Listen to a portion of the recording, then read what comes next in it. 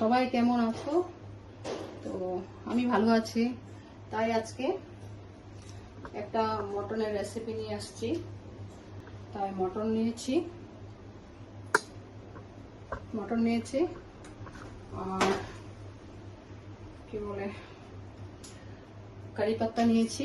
একটু ফ্রেশ হলে বেশি ভালো হয়, ফ্রেশটা নিয়ে একটু শুকিয়ে গেছে, তাও স্যান্ডটা ভালোই আছে। কারি পাত্তা নেবে, ফ্রেশটা নিলে বেশি ভালো হবে, আর শুকনোটা নিলেও হবে, কিন্তু ফ্রেশটা নিলে আরো বেশি ভালো লাগবে। আর পেঁয়াজ কুচি নিয়েছি, আর রসুন নিয়েছি, কাঁচা লঙ্কা, আদা, দারচিনি, লং, এলাচ, আর গোটা সাদা জিরা, আর একটু সাদা তিল নিয়েছি। এগুলোকে আমি ফ্রাই করব। তাহলে গ্যাসটা ধরিয়েছি, আর এখানে এখন কড়াইতে আমি তেল দিচ্ছি। তেল দিয়ে ফ্রাই করব। সাদা জিরা দিচ্ছি না, আগে আমি রসুন দিচ্ছি, সরি না, আগে আমি দারচিনি, এলাচ, লবঙ্গ, গোলমরিচ, বড় এলাচ নেই আজকে, তাই ছোট এলাচই দিয়েছি। লবঙ্গ, দারচিনি, এলাচ, গোলমরিচ প্রথম দিলাম, দিয়ে তার সঙ্গে আদা দিচ্ছি। সবগুলোকে ফ্রাই করব, তারপরে মিক্সিতে পেস্ট করে নেব। রসুন দিচ্ছি, দেখুন এইভাবে রসুন দিচ্ছি।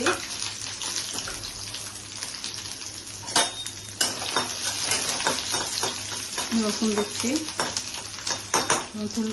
দিয়েছি, তারপর কারি পাত্তা দিচ্ছি।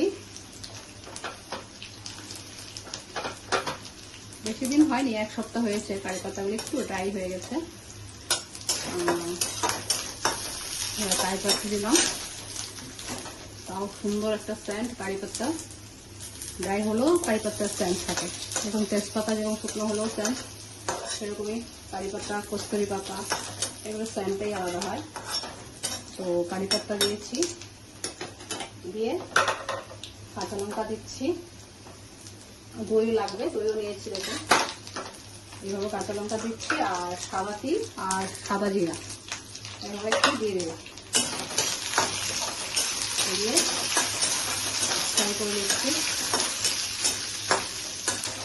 ফ্রাই হয়ে গেছে, এখন আমি তুলে নিয়ে নিচ্ছি। তো আমার রেসিপিগুলো কেমন হচ্ছে অবশ্যই জানাবেন, লাইক কমেন্ট করে। এখন আমি সব নিয়ে নিচ্ছি এখানে, এগুলোকে মেরে নেব মিক্সিতে।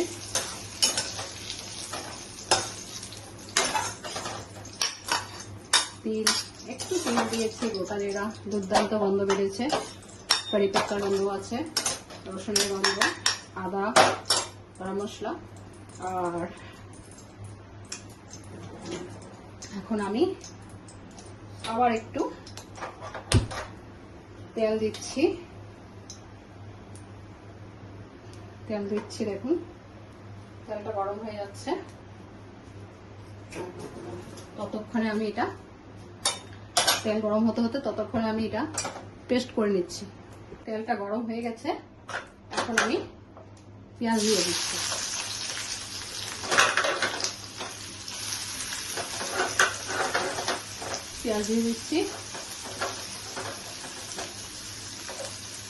পেঁয়াজগুলোকে এভাবে ফ্রাই করে নিচ্ছি। ফ্রাই করে মেরে নিয়ে আসছি মিক্সিতে। এরকম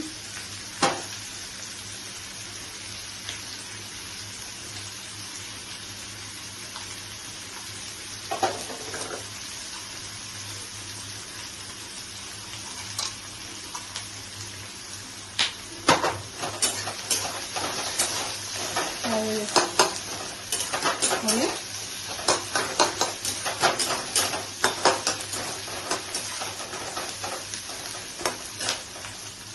ফ্রাই করে নিলাম। নিয়ে এখন এই যে পেস্ট করা মশলাটা সব এখানে দিয়ে দিচ্ছি।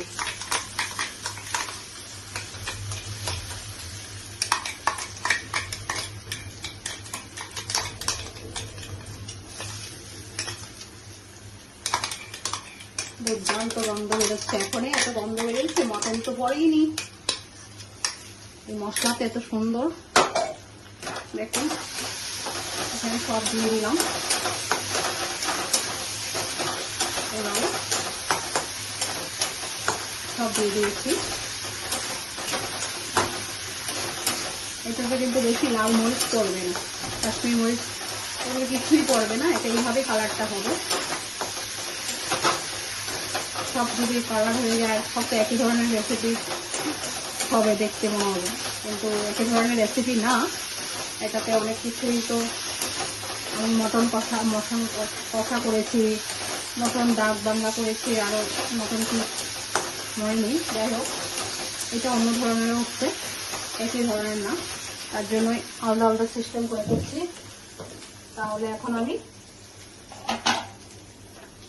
নুন দেবো, নুন কিন্তু আজকে ফার্স্টে দিচ্ছি, প্রথমে কোনো কিছুতে দেইনি, নুনটা দিচ্ছি। আর ধনিয়ার গুঁড়া দিচ্ছি,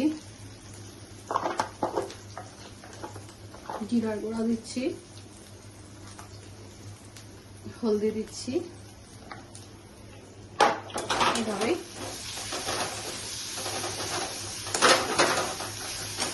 মশলাতে তেল ছেড়ে দিচ্ছে।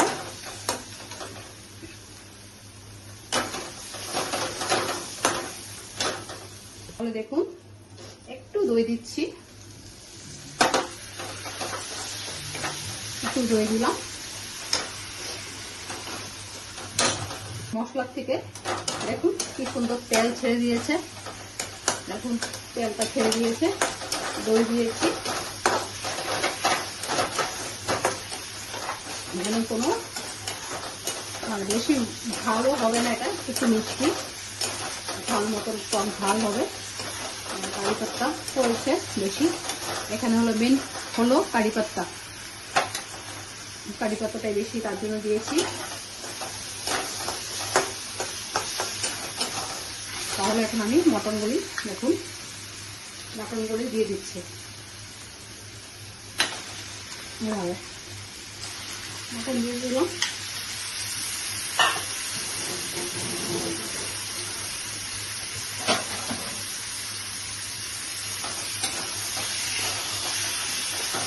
দেখুন বললাম এখানে কোনো লাল মরিচও দেবো না, কোনো কাশ্মীরি মরিচ দেবো না, নর্মালি মরিচ 4টা দিয়েছি। আপনারা যদি একটু ঝাল খেতে ভালোবাসেন তো ঝাল দেবেন, একটু ঝাল টক মিষ্টি হলেই জিনিসটা ভালো লাগবে। দই তো বলেছি,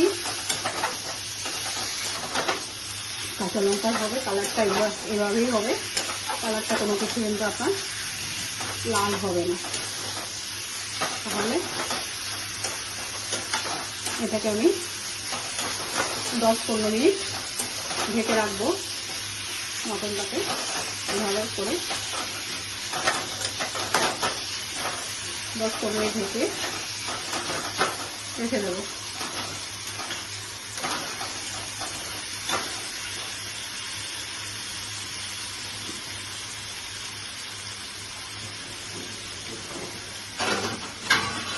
এভাবে 10 মিনিট রেখে দিচ্ছি। তাহলে দেখুন ঢাকনাটা এখন তুলে নিচ্ছি, দেখি কিভাবে কি হয়েছে। দেখুন মজে আসছে, দেখুন কালারটা কিন্তু এইভাবেই আছে।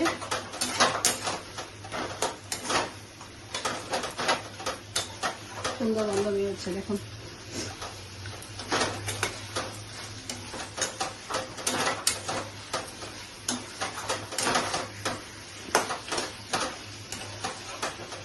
আগের থেকে আজকে মটনটা ম্যারিনেট করে রাখিনি, কেন রেসিপিটাই এইভাবে ম্যারিনেট করার দরকার নেই এই রেসিপিটা। তাই দেখুন এখন মিক্সিতে যা ছিল মশলা ওটাকে জল দিয়ে ঢেলে দিলাম,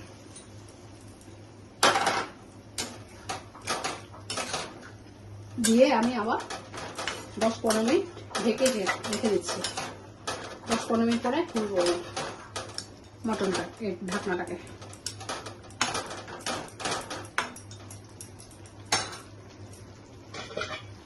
দেখুন দেখুন আমি তাহলে আবার সেকেন্ড টাইম খুলে নিচ্ছি ঢাকনাটা। এইভাবে সুন্দর আমার মটন রেসিপিটা হয়ে যাচ্ছে। আর 10-15 মিনিট আবার রাখবো ঢাকনা দিয়ে, তারপর নামিয়ে ফেলবো।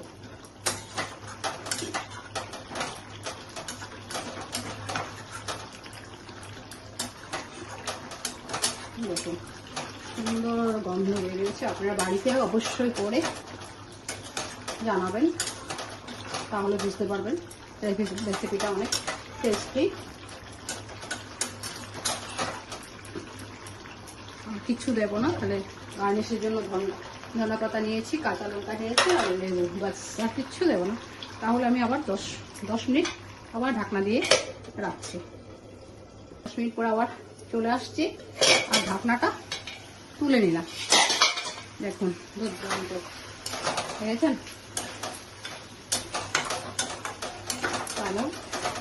তাহলে আমার মটনের রেসিপিটা হয়ে গেছে।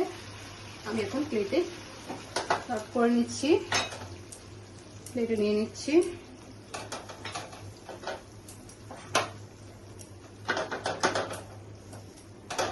এভাবে আমি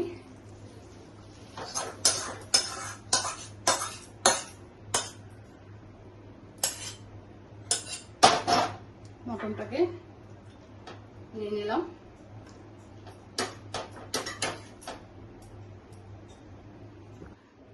তাহলে আমার মটনের রেসিপিটা কমপ্লিট হয়ে গেল। আমি একটু গার্নিশ করে দিচ্ছি।